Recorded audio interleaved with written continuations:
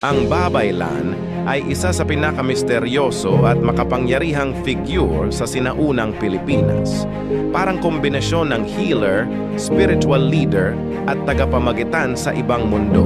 Ano ang ginagawa ng babaylan?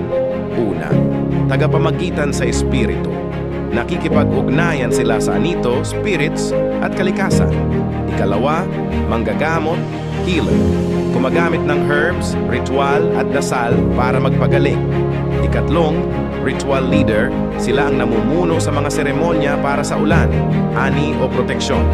Tagabantay ng kaalaman sila ang library ng sinaunang wisdom, history, myths at lihim ng tribo sa Pinas.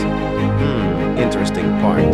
Sa Maya ritual, hindi sila direktang konektado historically, pero pareho silang galing sa ancient human pattern ng spirituality.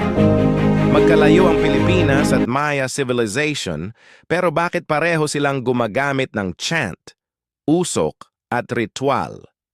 Parehong gumagamit ng rhythm ay katumbas ng pang-shift ng consciousness.